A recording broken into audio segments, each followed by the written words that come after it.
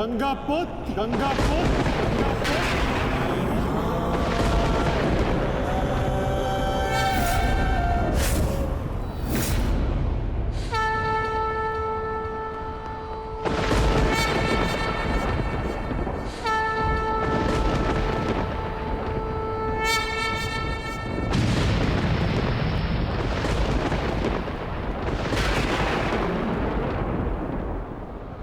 मेरे शस्त्र ना उठाने के दिए गए वचन को मेरी दुर्बलता मत समझना। स्मरण रखिए कि समय के साथ वचन के अर्थ का उत्थान ना होना धर्म नहीं, अधर्म होता है।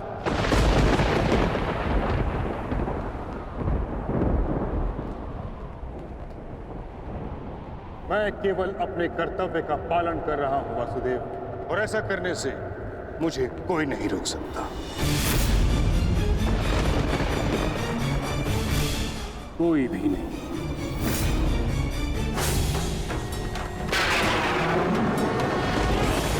शांति का मैत्री का प्रयास भी विकास ना समझ सके पाए नाश ही।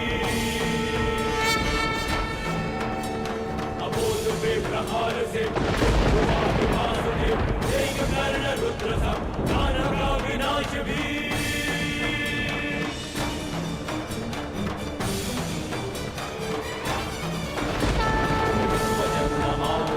युद्ध भाषा उसे मिलेगा युद्ध भी, दंड भी, प्रहार भी।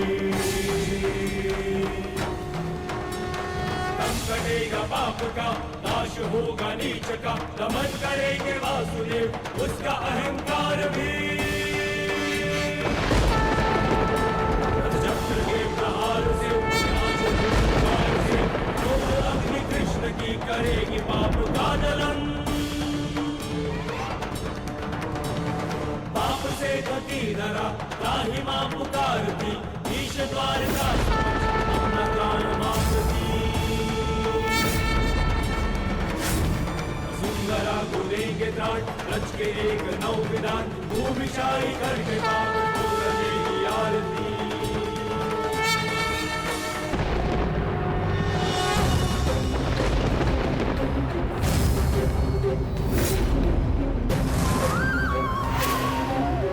मुझे ऐसा करने पर विवश मत कीजिए गंगा पुत्र। मैं आपका वध कर सकता हूं, और ऐसा करने के लिए मुझे शस्त्र उठाने की आवश्यकता नहीं, केवल ये चक्र ही पर्याप्त है।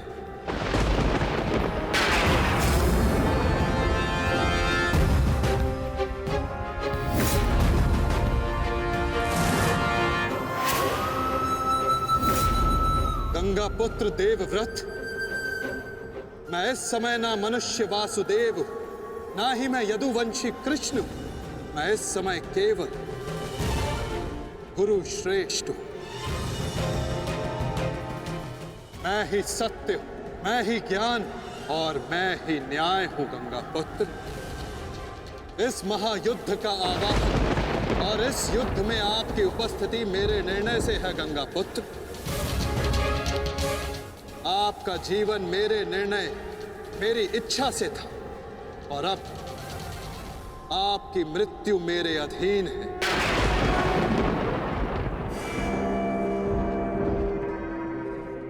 मैं पर ब्रह्म हूं, जिस पर कोई बंधन नहीं गंगा पुत्र, ना ही युद्ध के नियमों का और ना ही किसी प्रकार के वचनों का।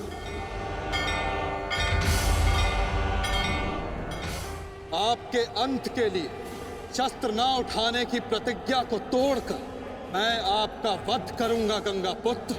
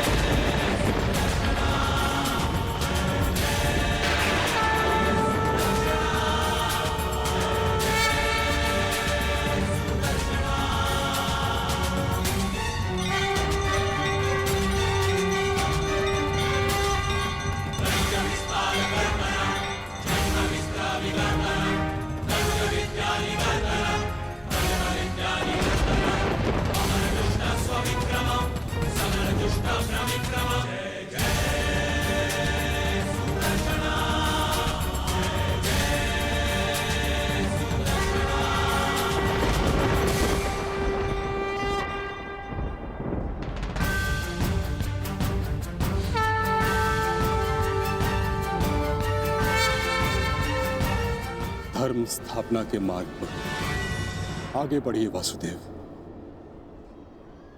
अंत कर दीजिए मेरे इस जीवन का।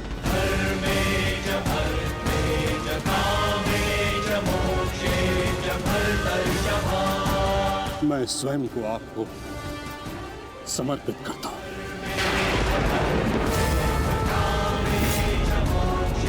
क्योंकि ना तो पांडव मेरे प्राण लेने में सक्षम है और ना ही मैं उन्हें मार पाऊंगा।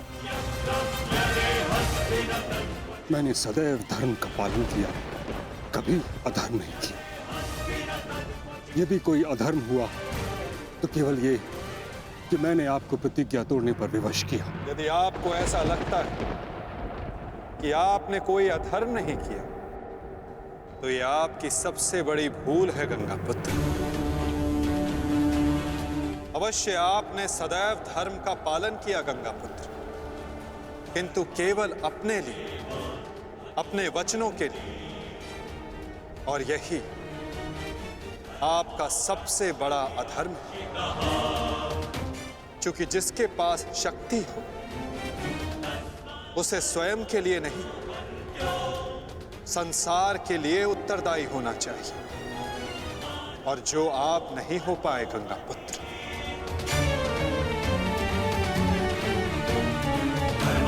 और आपका तथाकथित धर्म ही आपका अज्ञान, आपका सबसे बड़ा शत्रु और अधर्म बन गया। किंतु वासुदेव, मैंने तो सदैव वही किया जो मेरी अंतरात्मा ने कहा। तो क्या इस धर्म युद्ध में अधर्म के पक्ष से लड़ने की अनुमति भी आपको आपकी अंतरात्मा ने दी गंगा पुत्र? भरी सभा में द्यूत में होते छल को देख मौन रहने की अनुमति क्या आपको आपकी अंतरात्मा ने दी थी गंगा पुत्र? कुल वधू का वस्त्र हरण होते समय शस्त्र उठाने के लिए क्या आपको आपकी अंतरात्मा ने रोका था गंगा पुत्र?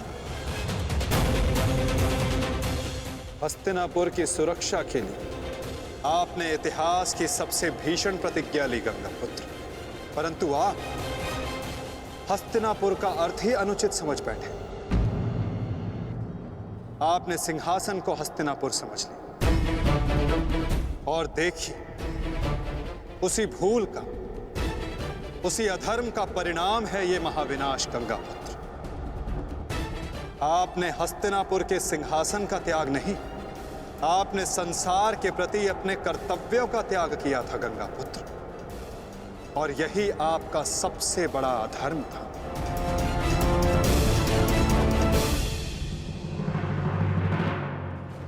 परिवर्तन ही संसार का नियम है गंगा पुत्र, और संसार के कल्याण और उत्थान के लिए ऋतुएं भी स्वयं को परिवर्तित करती हैं। परंतु आपने परिवर्तन को नहीं स्वीकारा। जो स्थिर हो जाए वो मनुष्य नहीं, पाषाण है। और जो अपने विचार को कभी बदले नहीं, वो मानवता का शमशान है गंगा पुत्र।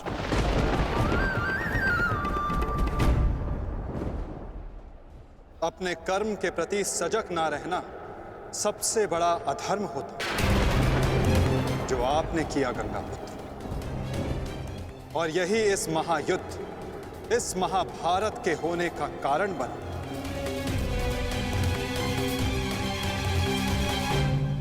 प्रभु, मेरा मार्ग दर्शन कीजिए।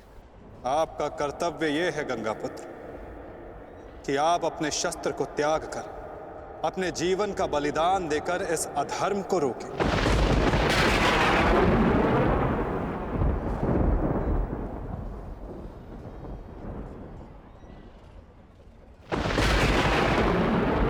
ठीक कहा वासुदेव। कदाचित मेरा अंत ही इस समस्या का समाधान है। आज जबकि मुझे अपनी भूल का भान हो गया है, मैं अपना प्रारब्ध स्वीकार करने के लिए तैयार हूं।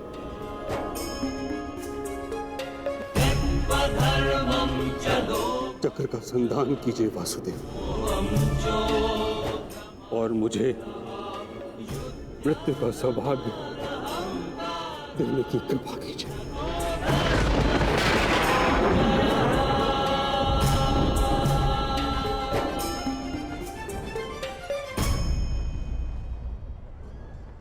ठीक है,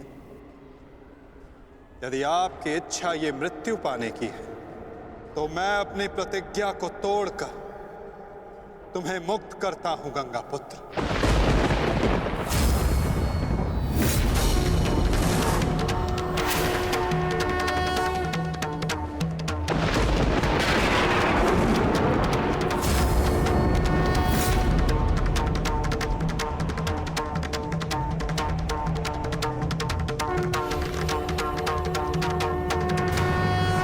नहीं माधव, आपने इस धर्म युद्ध का बीड़ा उठाया है, वचन तोड़कर उसे कलंकित मत कीजिए। मैं नहीं चाहता कि आप पर कोई उंगली उठे। नहीं पार्थ, मेरी प्रतिज्ञा टूटने की अपेक्षा से अधिक महत्वपूर्ण धर्म की स्थापना है।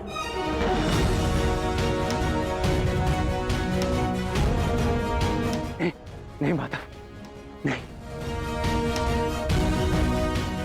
आपने ही बारब्रीक को भी धीर गति दी है माधव, ताकि इस युद्ध से जुड़ी प्रतिज्ञाएं, वचन और प्रारब्ध भंग ना हो सके।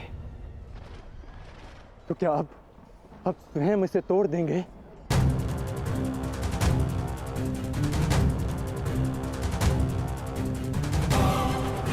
आप मुझे एक अवसर और दीजिए माधव, मैं अपने संपूर्ण मनोबल और कौशल से यह युद्ध करूंगा। जब तक मेरे शरीर में रक्त की एक बूंद भी बहेगी, मैं अपने मन में भावनाओं को नहीं बहने दूंगा माधव।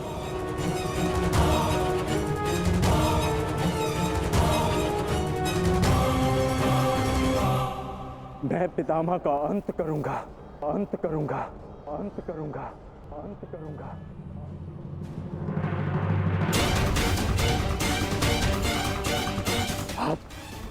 आप ये चक्र छोड़ दीजिए माधव, आप ये चक्र छोड़ दीजिए।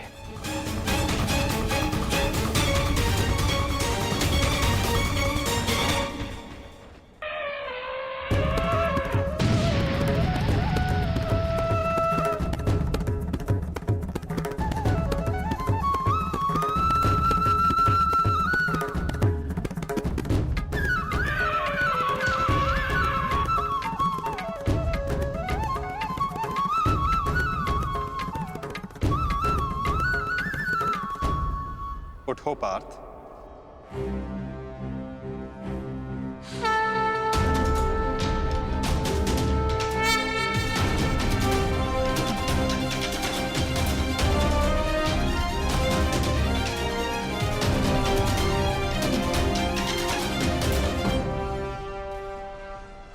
आपके हाथों मोक्ष पाना कदाचित मेरे भाग्य में नहीं वासुदेव।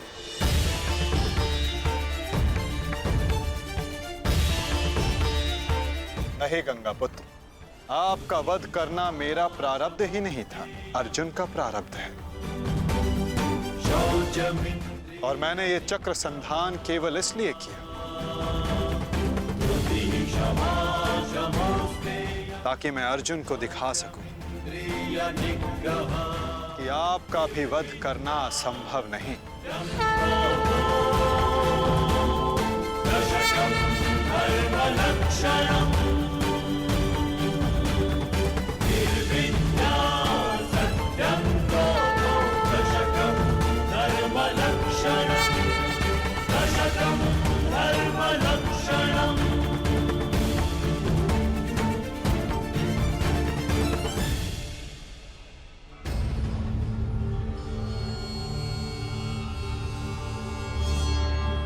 आओ पार्थ।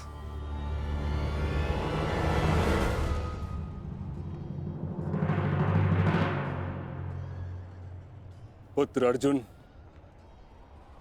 युद्ध आरंभ करें। मैं सज्ज हूं पितामह।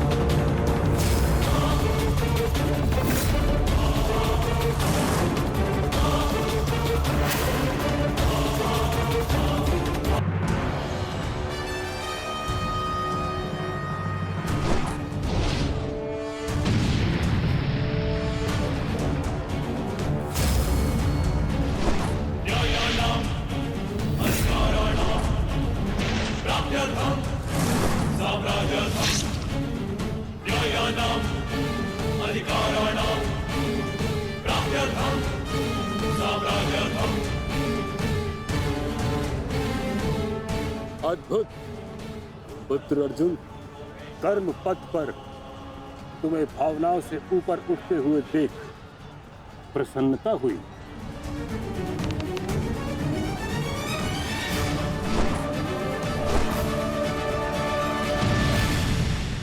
जब तक महामहिम के हाथ में शस्त्र हैं, उनके प्रहार की धारा कोई नहीं रोक सकता और ना ही उन्हें कोई निरस्त्र कर सकता है।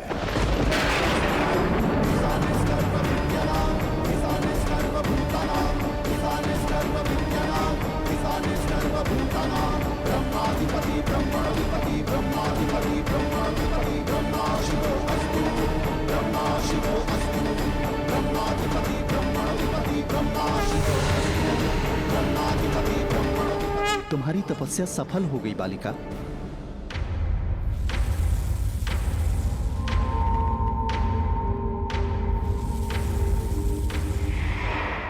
मांगो, क्या मांगना चाहती हो? गंगा पुत्र भीष्म का नाश। किंतु गंगा पुत्र का वध मेरे वश में भी नहीं है शिखंडिनी।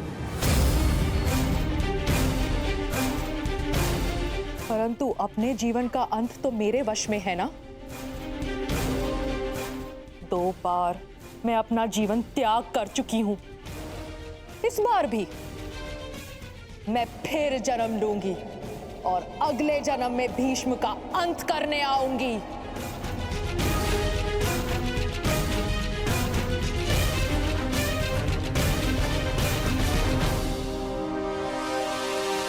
रुको बालिका, तुमने इतनी कठोर तपस्या की है, हमें बताओ तुम्हारी समस्या क्या है? समस्या ये है यक्षराज कि मैं भीष्म का वध अपने हाथों से करना चाहती हूँ, किंतु मैं स्त्री हूं, इसलिए उस पाखंडी ने मुझे युद्ध में सम्मिलित होने से रोक दिया। मैं तुम्हें भीष्म की मृत्यु का वरदान तो नहीं दे सकता, किंतु कुछ ऐसा अवश्य कर सकता हूं जिससे तुम अपना लक्ष्य पा सको, किंतु एक बंधन रहेगा।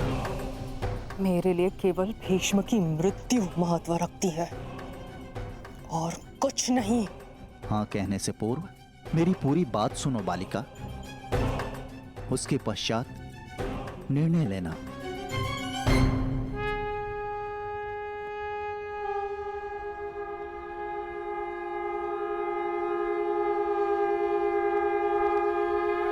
पुत्र अर्जुन, आज तुम कुशलता पूर्वक लड़े, परंतु मेरे वध के लिए यह पर्याप्त नहीं। हाँ, क्योंकि महामहिम के पास तुम सब के नाश के लिए पर्याप्त अस्त्र है धनुर्धारी अर्जुन।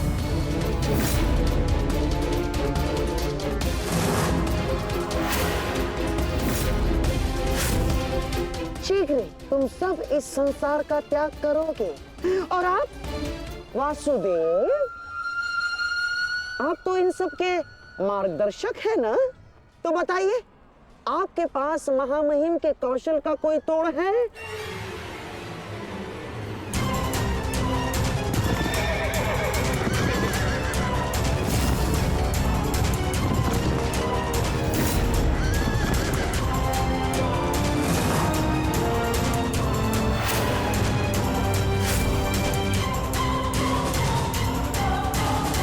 मैंने पूरे सामर्थ्य से पितामह का सामना किया, परंतु उन्हें परास्त करने में असफल रहा।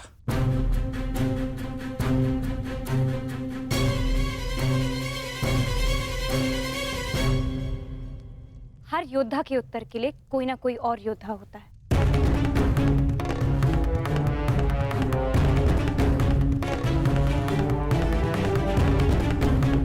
केशव, आप ही तो कहते हैं ना कि कभी कभी भाग्य स्वयं चलकर हमारे पास आता है, किंतु शिखंडिनी अब तक क्यों नहीं आई? उसे इतना समय क्यों लग रहा है केशव?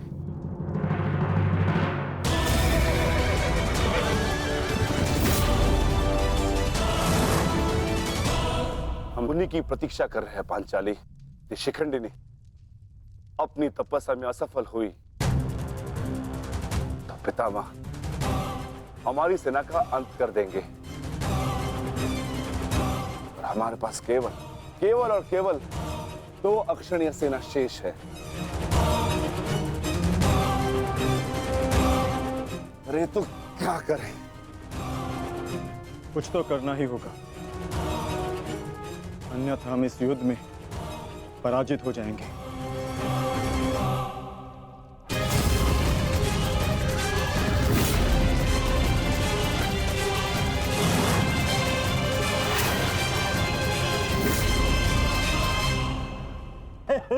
विजय हमारी हुई आज फिर से।